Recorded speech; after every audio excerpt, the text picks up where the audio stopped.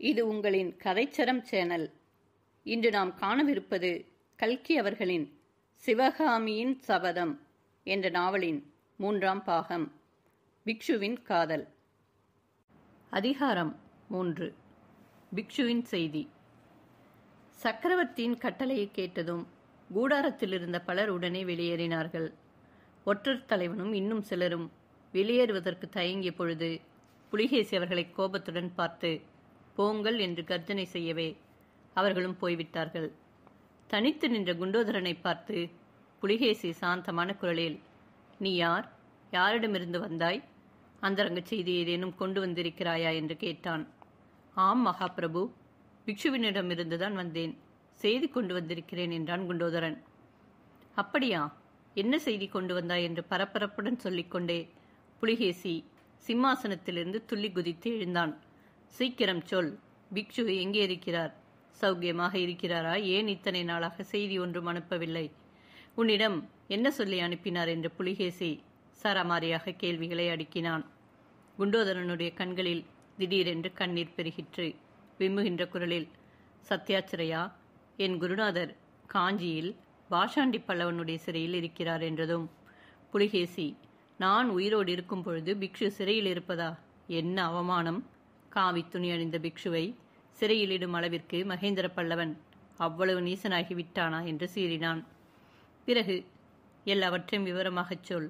பிக்ஷு எப்படி சிறைப்பட்டார்? நீ எப்பொழுது அவரை பார்த்தாய்? என்ன செய்தி சொல்லி அனுப்பினார் என்று கேட்டான். குண்டோதரன் சொன்னான்.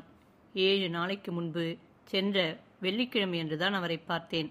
மத துரோகியும் குரு துரோகியும் பாஷாண்டியுமான மகேந்திர பல்லவன் தனது ராஜ்யத்திலுள்ள புத்த பிக்ஷுக்களை எல்லாம் பிடித்து அடைத்து வைத்திருக்கும் சுரங்க மண்டபத்திற்குள்ளே பிக்ஷுவை பார்த்தேன். மன்னர் மன்னா, முதலில் புத்த பிக்ஷு சொல்லி அனுப்பிய செய்தியை தங்களிடம் சொல்லிவிடுகிறேன். அதுவரையில் இந்த பாழும் உயிருக்கு எதுவும் வந்துவிடக்கூடாது என்று எவ்வளவோ கவலைப்பட்டு கொண்டிருந்தேன். ஆஹா, சென்ற 7 நாட்களில் இந்த ஏழைக்கு எவ்வளவு ஆபத்துக்கள் வந்தன! என் குருநாதரனுடைய செய்தியை தங்களிடம் சொல்லிவிட்டேனானால் அப்புறம் இந்த அற்ப உயிருக்கு என்ன நேர்ந்தாலும் கவலைப்பட மாட்டேன். தங்களை எப்படியாவது நேருக்கு நேர் தரிசித்து விட வேண்டும் என்று என்னவெல்லாமோ யுக்தி செய்தேன். தங்களை தரிசிக்க வேறு விதமாக முடியாதென்று எண்ணி காஞ்சியிலிருந்து வந்த நமது வீரர்களிடம் வேண்டுமென்றே அகப்பட்டு கொண்டேன்.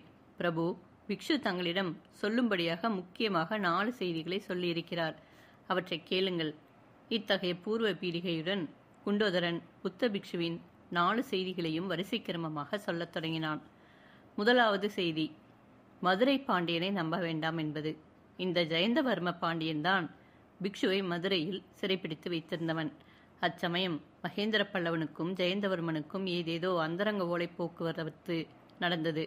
அவர்கள் 2 பேரும் சேர்ந்து ஏதோ துரோகமாக சூழ்ச்சி செய்திருக்க வேண்டும் என்று பிக்ஷு கருதுகிறபடியால் பாண்டியனிடம் சர்வ ஜாக்கிரதையாக நடந்து கொள்ள வேண்டியது. அவனை முழுவதும் நம்பி எந்த காரியத்திலும் இறங்கிவிடக்கூடாது. இரண்டாவது செய்தி, கங்க நாட்டு துர்விநீதன் தான் பிக்ஷுவை மகேந்திர பல்லவனுக்கு காட்டிக் கொடுத்து காஞ்சியில் அவர் சிறைப்படுமாறு செய்தவன். புலிகேசியின் கண்ணில் மண்ணை தூவுவதற்காக பல்லவனுடன் சண்டை போடுவது போல போட்டுவிட்டு சைனியத்தோடு ஓடி ஒளிந்து கொண்டிருக்கிறான். புலிகேசி வாதாபிக்கு திரும்பி போகாதபடி செய்துவிட்டால் தன்னுடைய மருமகன் விஷ்ணுவர்தனன் சலுக்க சாம்ராஜ்யத்தின் ஏக சக்கராதிபதியாகி விடுவான் என்று கங்க நாட்டான் அந்தரங்க ஆசை கொண்டிருக்கிறான். சமயம் நேர்ந்தால் துரோகி துர்விநீதனுக்கு தக்க தண்டனை விதிக்க வேண்டும். மூன்றாவது முக்கியமான விஷயம், பிக்ஷு தெரிவிக்க சொன்னது என்னவென்றால், மகேந்திர பல்லவன் ஹர்ஷவர்த்தன சக்கரவர்த்திக்கு ஏதோ இல்லாததும் பொல்லாததுமாக எழுதி ஓலை அனுப்பியிருப்பதாக தெரிய வருகிறது. அதை பற்றி உண்மையை தீர விசாரித்து உசிதபடி செய்ய வேண்டும். மகேந்திர பல்லவன் குறைந்தது இன்னும் 1 வருஷத்திற்கு கோட்டைக்குள்ளே கஷ்டமில்லாமல் இருக்க முடியும். அவ்வளவு உணவுப் பொருட்கள் சேகரித்து வைத்திருக்கிறான். இந்த நிலைமையில் காஞ்சி முற்றுகை மேலும் நீடித்துக் கொண்டிருப்பது உசிதமா அல்லது மீண்டும் ஒரு தடவை கோட்டையை கைப்பற்ற முயல்வது நல்லதா என்று யோசித்து தீர்மானிக்க வேண்டும். 4வது, எல்லாவற்றிலும் முக்கியமாக புத்த பிக்ஷு சொல்லி அனுப்பிய விஷயம் இது. உத்தராபதத்து சக்கரவர்த்தி ஹர்ஷவர்த்தனர் சிற்பங்கள், சித்திரங்கள் முதலிய கலைகளில் அதிகப்பட்டுள்ளவர். தென்பல்லவ ராஜ்யத்தில் அநேக இடங்களில் சிற்ப சித்திர கலை மண்டபங்கள் இருக்கின்றன. மாமல்லபுரத்தில் மகேந்திர பல்லவன் ஹர்ஷவர்த்தனரை அழைத்து காட்டுவதற்காகவே அற்புத சிற்ப வேலைகளை செய்திருக்கிறான். இந்த சிற்ப வேலைகளுக்கு ஏதாவது சலுக்கு வீரர்களால் கெடுதல் நேர்ந்ததாக தெரிந்தால் அதை மகேந்திர பல்லவன் தனக்கு சாதகமாக உபயோகப்படுத்திக் கொள்வான். ஹர்ஷவர்தனுடைய விரோதத்திற்கு சலுக்கர் குலம் ஆளாக வேண்டி நேரும். ஆகையால் பல்லவ நாட்டு சிற்பங்களுக்கோ சிற்பிகளுக்கோ சலுக்க வீரர்களால் எவ்வித கெடுதலும் நேராதபடி பார்த்து கொள்ள வேண்டும். மேற்கூறிய 4 செய்திகளையும் தட்டு தடுமாறி சொல்லிவிட்டு, என் குருநாதருக்கு நான் கொடுத்த வாக்கை நிறைவேற்றிவிட்டேன். இனிமேல் என் உயிரை பற்றி கொஞ்சமும் கவலை இல்லை என்று கூறி குண்டோதரன் விம்மி அழத் தொடங்கினான். அடே, என்னத்திற்காக அழுகிறாய் என்று புலிகேசி கேட்டபொழுது குண்டோதரன், ஐயா, சலுக்கர் சைனியம் என்றைக்கு காஞ்சி கோட்டை மதலை தாண்டி உள்ளே பிரவேசிக்கிறதோ அன்றைக்கே சிறைப்பட்டிருக்கும் புத்த பிக்ஷுக்களை எல்லாம் கழுவில் ஏற்றி விடுவதாக மகேந்திர பல்லவன் சொல்லியிருக்கிறானாம். இதை தங்களிடம் சொல்ல வேண்டாம் என்று பிக்ஷு சொன்னார்.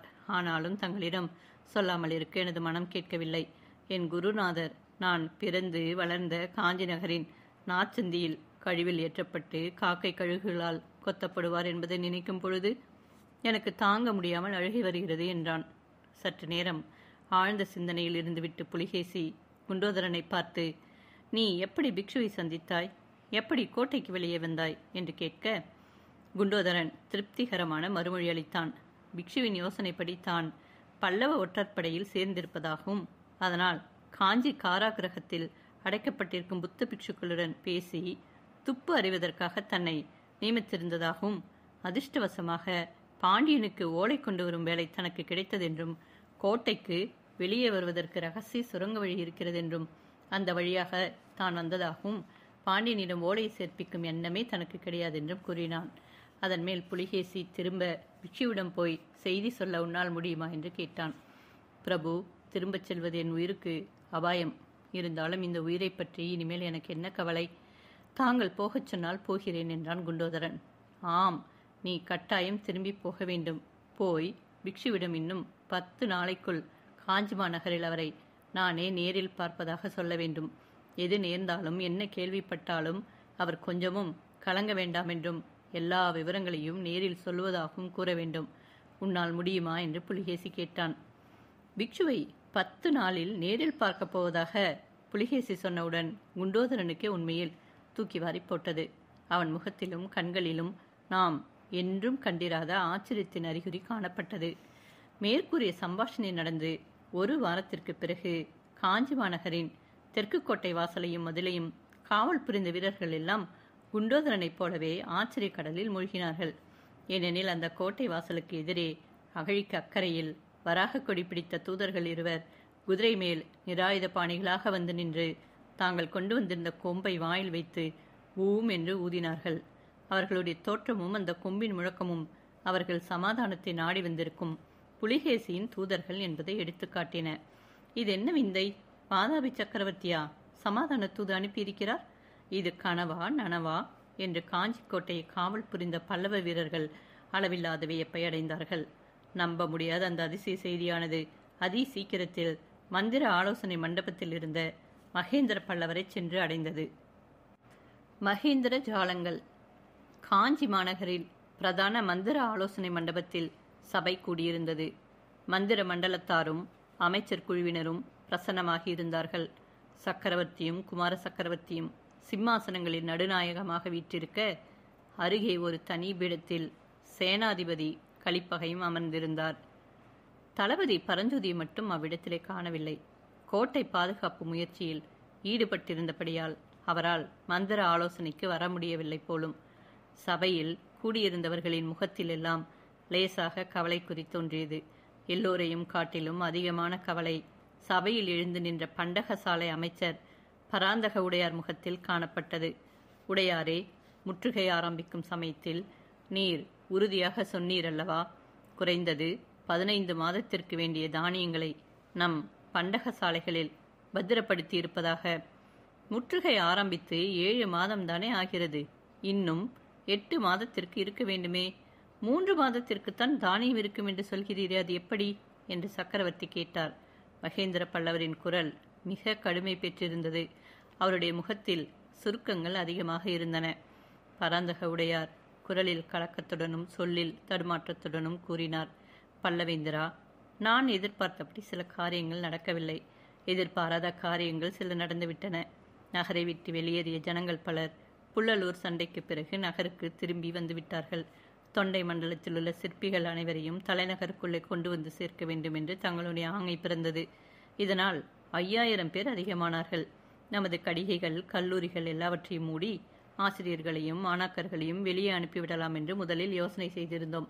கடைசி நேரத்தில் தாங்கள் அவ்விதம் செய்ய வேண்டாம் என்று கட்டளையிட்டு விட்டீர்கள். இவ்வளவுதானா?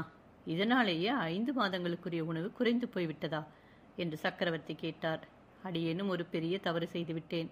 நகரில் உள்ள புருஷர்கள், ஸ்திரீகள், குழந்தைகளை மட்டும் கணக்கெடுத்துக் கொண்டு 15 மாதத்திற்கு உணவு இருப்பதாக சொன்னேன்.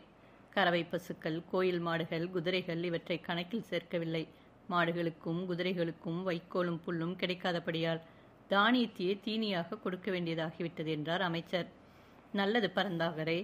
தொண்டைமான் இளந்திரையன் வம்சத்தில் பிறந்த காஞ்சி மகேந்திர பல்லவன் வாதாபி புலிகேசியிடம் சரணாகதி அடை நேர்ந்தால் அந்த பழியை கோவில் மாடுகள் மீதும் தேர்குதிரைகள் மேலும் போட்டுவிடலாம் அல்லவா என்று கூறிவிட்டு சக்கரவர்த்தி சிரித்தார்.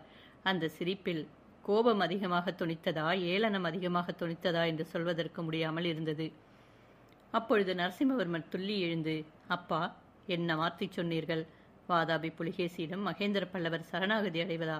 1,00,000 பல்லவ வீரர்கள் 7 மாதமாக 3 வேளை உண்டும் உறங்கியும் இந்த கோட்டைக்குள்ளே எதற்காக அடைப்பட்டு கிடைக்கிறார்கள்? தந்தையே, நமது பண்டகசாலை அமைச்சரின் கணக்கு பிழையும் ஒரு விதத்தில் நல்லதாகவே போயிற்று. இப்போதாவது கட்டளையிடுங்கள். கோட்டைக்குள்ளே 7 மாதம் ஒளிந்து கொண்டிருந்தது போதும். உலகமெல்லாம் நம்மை பார்த்து சிரித்தது போதும் அப்பா. இப்போதாவது வாதாபி படைகளை தாக்கி நிர்மூலம் செய்யும்படி அடியனுக்கு கட்டளையிடுங்கள் என்று ஆத்திரமும் ஆவேசமாக கூறிவிட்டு மகேந்திர பல்லவரின் முன்னால் தரையில் விழுந்த அவருடைய பாதங்களை பற்றி கொண்டார். மகேந்திர பல்லவர் தமது கண்களில் துளிர்த்த நீரை மறைப்பதற்காக முகத்தை பின்புறமாக திருப்பினார். ஒரு நொடி நேரத்தில் சக்கரவர்த்தி மீண்டும் சபையின் பக்கம் திரும்பிய பொழுது அவர் முகத்தில் பழையபடி கடுமையும் ஏளன புன்னகையும் குடிக்கொண்டிருந்தன. தம் பாதங்களை பற்றி கொண்டு தரையில் கிடந்த மாமல்லரை அவர் தூக்கி நிறுத்தி, மாமல்லா, உன்னை வெகு காலம் நான் அந்த புறத்திலேயே விட்டு வைத்திருந்தது பிசகாக போயிற்று. 3 தாய்மார்களுக்கு மத்தியில் நீ ஒரே மகனாக அகப்பட்டு கொண்டிருந்தாய் அல்லவா? அதனாலேதான் பெண்களுக்குரிய குணங்களான ஆத்திரமும் படபடப்பும் உன்னிடம் அதிகமாக காணப்படுகின்றன. உலகில் வீரச் செயல்கள் புரிய விரும்பும் ஆண்மகனிடம் இத்தகைய படபடப்பும் ஆத்திரமும் இருக்கக்கூடாது நரசிம்மா. மல்யுத்தத்தில் மகா நிபுணனான உனக்கு இதை நான் சொல்ல வேண்டுமா என்றார். மாமல்லருடைய உதடுகள் துடித்தன. தந்தையின் வார்த்தைகளுக்கு மறுமொழி சொல்ல அவருடைய உள்ளத்திலிருந்து வார்த்தைகள் பொங்கி வந்தன. ஆனால் அதிக ஆத்திரத்தினாலேயே அவரால் பேச முடியாமல் போய்விட்டது.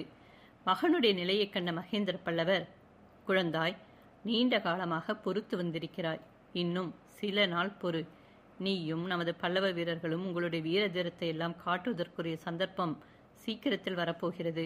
வாதாபி படை இன்னும் சில தினங்களுக்குள் கோட்டையை தாக்கும் என்று எதிர்பார்க்கிறேன். அந்த தாக்குதல் வெகு கடுமையாக இருக்கும் என்றும் எண்ணுகிறேன். அதை சமாளிப்பதற்கு நாமும் நமது பூரண பலத்தையும் பிரயோகிக்க வேண்டியதாக இருக்கும். பல்லவர் வீரத்துக்கு மகத்தான சோதனை வரப்போகிறது. அதற்கு நாம் எல்லோரும் ஆயத்தமாக வேண்டும் என்றார். இவ்விதம் மாமல்லனை பார்த்து கூறிய பிறகு பண்டகசாலை அமைச்சரை பார்த்து மகேந்திர பல்லவர், பரந்தாகரே, இன்று முதல் காஞ்சி நகரில் உள்ளவர் அனைவரும் மாடுகளும் குதிரைகளும் உட்பட சமண நெறியை மேற்கொள்வோமாக என்றதும் சபையில் இருந்த அனைவருக்குமே தூக்கி வாரி போட்டது. ஒரே ஒரு காரியத்தில் மட்டும்தான் சொல்கிறேன். அதாவது, இரவில் உணவு உட்கொள்வதில்லை என்று சமண முனிவர்களின் விரதத்தை எல்லோரும் கடைபிடிக்க வேண்டும். இதுவரை நீங்கள் கொடுத்து வந்த உணவுப்படியில் 3இல் 1 பங்கை குறைத்து விடுங்கள். அரண்மனைக்கும் ஆலயங்களுக்கும் உட்பட சொல்கிறேன். இனிமேல் காஞ்சி நகரில் உள்ளவர்களுக்கெல்லாம் தினம் 2 வேளைதான் உணவு. இதன் மூலம் கைவசமுள்ள தானியத்தை 4½ மாதம் நீடிக்குமாறு செய்யலாம் அல்லவா மந்திரிமார்களே? நீங்கள் என்ன சொல்கிறீர்கள் என்று சக்கரவர்த்தி கேட்கவும், முதன் மந்திரி சாரங்கதேவர், பிரபு, கோட்டை முற்றுகை 4½ மாதத்திற்கு மேல் நீடிக்காதென்று தாங்கள் அபிப்பிராயப்படுவதாக தெரிகிறது என்றார். இல்லை, 4½ மாதம் கூட நீடிக்கும் என்று நான் நினைக்கவில்லை. முன் ஜாக்கிரதையாக உணவை 3இல் 1 பங்கு குறைக்கலாம் என்று சொன்னேன். புலிகேசி இன்னும் 1 வாரத்தில் கோட்டையை தாக்கத் தொடங்குவான் என்று எதிர்பார்க்கிறேன். பிரபு, அப்படி தாங்கள் எதிர்பார்ப்பதற்கு தக்க காரணங்கள் இருக்கத்தான் வேண்டும் என்றார் சாரங்கதேவர். ஆம், அவற்றை உங்களுக்கு சொல்ல விரும்புகிறேன். சபையோர்களே, உணவு நெருக்கடியை பொறுத்தவரையில் நம்மை காட்டிலும் புலிகேசி நிலைமை ஆபத்தானது. வாதாபி படையினர் 3 மாத காலமாக அரை வயிறு உணவு உண்டுதான் ஜீவித்து வருகிறார்கள். புலிகேசி வாதாபியிலிருந்து புறப்பட்ட பொழுது 5,00,000 வீரர்களுடன் 15,000 யானைகளுடன் புறப்பட்டான். இப்பொழுது வாதாபி படையில் 3,50,000 வீரர்கள் தான் இருக்கிறார்கள். 10,000 யானைகள் மட்டுமே இருக்கின்றன. சபையோர்களே, இன்னும் 1 மாதம் போனால் இவர்களில் பாதி பேர் பஞ்சத்திலும் நோயிலும் மடிந்து போவார்கள். யானைகளின் கதி என்ன ஆகுமோ தெரியாது. ஆகையால் புலிகேசி சீக்கிரத்தில் கோட்டையை தாக்கித்தான் ஆக வேண்டும். இந்த தாக்குதல் வெகு மூர்க்கமாக இருக்கும் என்பதில் சந்தேகமில்லை. முதலமைச்சர் ரணதீர பல்லவராயர் பல்லவேந்திரா இந்த மாதிரி அதிசயத்தை இவ்வுலகம் எப்பொழுதும் கேள்விப்பட்டதில்லை. முற்றுகைக்கு உள்ளானவர்கள் பசி பட்டினிக்கு ஆளாகி மடிவதுண்டு, எதிரியிடம் சரணடைவதும் உண்டு. ஆனால் முற்றுகையிடுகிறவர்கள் பட்டினிக்கு ஆளானார்கள் என்று கதைகளிலே கூட கேட்டதில்லை என்றார். ஆம் பல்லவராயரே, திரிபுரம் எரிந்த பெருமானின் அருளினால் இம்மாதிரி அதிசயம் நடக்கிறது. தொண்டை மண்டலத்து கிராமங்களில் உள்ள ஜனங்கள் எதிரிகளுக்கு ஒரு ஆழாக்கு அரிசியோ ஒரு பிடி கம்போ கொடுக்கவும் மறுத்திருக்கிறார்கள். கையில் உள்ள தானியத்தை எல்லாம் வெகு பத்திரமாக புதைத்து வைத்திருக்கிறார்கள். சபையோர்களே, தொண்டை மண்டலத்து ஏரிகள் கூட நமக்கு பெரிய உதவி செய்திருக்கின்றன. சென்ற தை மாதத்தில் எக்காரணத்தினாலோ நம் நாட்டு ஏரிகள் எல்லாம் திடீர் என்று உடைத்து கொண்டு விட்டன. அப்படி ஏற்பட்ட உடைப்பு வெள்ளத்தினால் வாழைத் தோட்டங்கள் தென்னந்தோப்புகள் எல்லாம் பாழாயின. கோடை காலத்து சாகுபடியும் நடக்கவில்லை. இதனாலெல்லாம் புலிகேசின் போர் வீரர்களுக்கும் போர் யானைகளுக்கும் உணவு கிடைக்கவில்லை. சேனாபதி களிப்பகை எழுந்து, சபையோர்களே, தொண்டை மண்டலத்து ஏரிகள் நமது கட்சியில் சேர்ந்து உடைத்துக்கொண்டு பகைவர்களை பட்டினிக்குள்ளாகியது உண்மைதான். ஆனால் அவை தாமாக உடைத்துக் கொள்ளவில்லை. விசித்திர சித்தரான நமது மன்னரின் மகேந்திர ஜால வித்தையினாலேதான் ஏரிகள் எல்லாம் உடைத்துக் கொண்டன என்றார். நான் செய்தது ஒன்றுமில்லை. சத்ருக்னனுடைய தலைமையில் நமது ஒற்றற்படை வெகு நன்றாக வேலை செய்திருக்கிறது. தொண்டை மண்டலத்தில் உள்ள கோட்டை தலைவர்களும் வெகு திறமையுடன் காரியம் செய்திருக்கிறார்கள். நாட்டில் பஞ்சம் வந்தாலும் வரட்டும், ஏரிகள் அணைக்கட்டுகள் எல்லாவற்றையும் அவர்கள் வெட்டிவிட்டிருக்கிறார்கள். சபையோர்களே, தொண்டை மண்டலத்து பிரஜைகள் இந்த யுத்தத்தில் செய்திருக்கும் உதவிக்கு 100 ஜென்மம் எடுத்து அவர்களுக்கு தொண்டு செய்தாலும் ஈடாகாது என்று சக்கரவர்த்தி கூறிய பொழுது அவருடைய குரல் உணர்ச்சியினால் தழுதழுத்தது. சற்று நேரம் சபையில் மௌனம் குடிக்கொண்டிருந்தது. பிறகு முதல் மந்திரி சாரங்கதேவர், பல்லவேந்திரா, புலிகேசி பாண்டியனை சந்திக்க கொள்ளிடக்கரைக்கு சென்றிருப்பதாக தெரிகிறதே. பாண்டியன் ஒருவேளை வாதாபி படைக்க வேண்டிய உணவுப் பொருள் கொடுக்கலாம் அல்லவா என்றார். ஆம் மந்திரி, பாண்டியனிடம் உணவுப் பொருள் உதவி கோருவதற்காகத்தான் புலிகேசி தெற்கே போயிருக்கிறான். ஆனால் அந்த உதவி அவனுக்கு கிடைக்கும் என்று நான் கருதவில்லை. தவிரவும் புலிகேசி சீக்கிரத்தில் வாதாபிக்கு திரும்ப வேண்டிய காரணங்களும் ஏற்பட்டிருக்கின்றன. சபையோர்களே, ஒவ்வொரு நிமிஷமும் தெற்கே இருந்து முக்கியமான செய்தியை எதிர்பார்த்து கொண்டிருக்கிறேன் என்று சொல்லிக்கொண்டே மகேந்திர பல்லவர் மண்டபத்தின் வாசற்பக்கம் பார்த்தார். பார்த்தவுடனே இதோ செய்தி வருகிறது என்றார். காவலன் ஒருவன் உள்ளே வந்து சக்கரவர்த்திக்கு அடிவணங்கி அவருடைய காதோடு ஏதோ ரகசியமாகச் சொன்னான். சாதாரணமாக எந்த சந்தர்ப்பத்திலும் ஆச்சரியமான அறிகுறியை காட்டாத மகேந்திர பல்லவரின் முகம் மேற்படி காவலன் கூறியதை கேட்டதும் எல்லையற்ற வியப்பை காட்டியது. சபையோர்களே, நீங்களாவது நானாவது சற்றும் எதிர்பாராத அதிசயமான செய்தி வந்திருக்கிறது. என்னாலேயே நம்ப முடியவில்லை. விசாரித்து உண்மை தெரிந்து கொள்ளப் போகிறேன். இப்பொழுது சபை களையட்டும். இன்றிரவு மறுபடியும் சபை கூட வேண்டும்.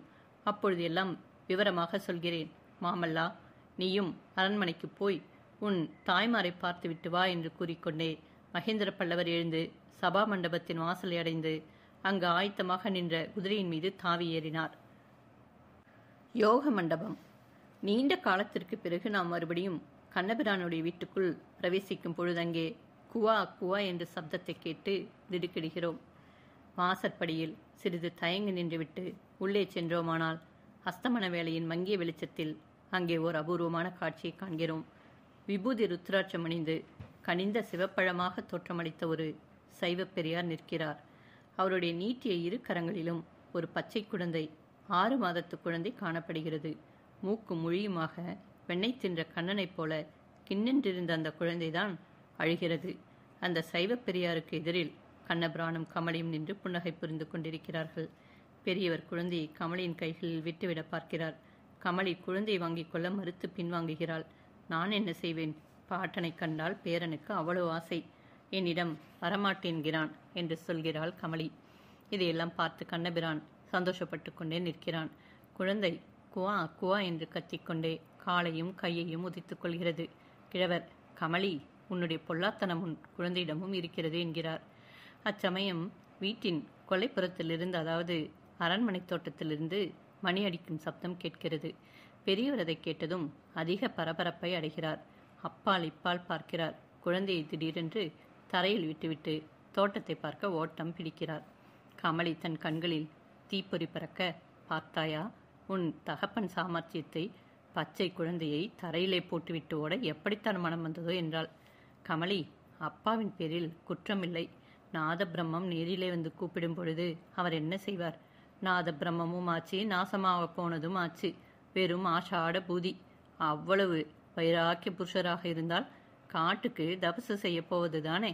அரண்மனை தோட்டத்தில் சிங்கார மண்டபத்தில் என்ன வேலை? சமாதி கட்டிக்கொள்ள இங்கேதான இடமாகப்பட்டது? அது போகட்டும். என் பொல்லாத்தனமெல்லாம் என் குழந்தைக்கு வந்திருக்கிறதாமே. கிழவரின் வாய் துடுக்கை பார்த்தாயா? இவருடைய மகன் மட்டும் ரொம்ப சாதுவாம். பார், நான் போய் விடுகிறேன். என் தங்கை சிவகாமியை பார்க்க வேண்டும் என்று எனக்கு கூட ஆசையாக இருக்கிறது. கோட்டை கதவு திறந்ததும் இந்த பொல்லாத பிள்ளையையும் அழைத்து கொண்டு போய்விடுகிறேன். இந்த அரண்மனை சிறையில் யார் இருப்பார்கள்? இப்படி கமலி மூச்சு விடாமல் பேசிக்கொண்டே தரையில் கிடந்த குழந்தையை எடுக்கப் போனாள். கண்ணனும் அதே சமயத்தில் குழந்தையை எடுப்பதற்காக கீழே குனிந்தான். இருவருடைய தலைகளும் மோதிக்கொண்டன. இந்த பொல்லாதவனை நீ ஒன்றும் எடுக்க வேண்டாம் என்றாள் கமலி. அப்படித்தான் எடுப்பேன். நீ என்ன சொல்கிறது என்றான் கண்ணன். இப்படி இவர்கள் குழந்தையை தரையில் இருந்து யார் எடுப்பது என்று சண்டை போட்டுக் கொண்டிருக்கும் பொழுதே வாசலில் குதிரை சப்தம் கேட்டது. சற்று நேரத்திற்கெல்லாம் யாரோ உள்ளே வந்தார்கள். யார் என்று திரும்பி பார்த்த கண்ணபுரானும் கமலியும் அப்படியே பார்த்தபடி பிரமித்து நின்றார்கள். ஏனெனில் அவ்விதம் திடீரென்று வந்தவர் சாக்ஷாத் மகேந்திர பல்லவ சக்கரவர்த்தி தான். ஓஹோ, இங்கேயும் ஒரு யுத்தமா? நாட்டிலே யுத்தம் நின்றுவிடும் போல இருக்கிறது. ஆனால் உங்கள் வீட்டு யுத்தம் மட்டும் நிற்கவே நிற்காது போல் இருக்கிறதே என்று சக்கரவர்த்தி கூறியதும் தம்பதிகள் இருவரும் பெரிதும் வெட்கமடைந்து மறுமொழி சொல்ல முடியாமல் நின்றார்கள். பிறகு மகேந்திர பல்லவர், கமலி, உன் குழந்தை சௌக்கியமாக இருக்கிறதா என்று கேட்டுக்கொண்டே அருகில் வந்து குழந்தையின் முகத்தை பார்த்துவிட்டு, கண்ணனை அப்படியே உரித்து வைத்திருக்கிறது. சின்ன கண்ணன் என்றே பெயர் வைத்து விடலாம். மாமல்லனுக்கு கல்யாணமாகி இந்த மாதிரி ஒரு குழந்தை பிறந்தால் அரண்மனை கலகலவென்று இருக்கும்.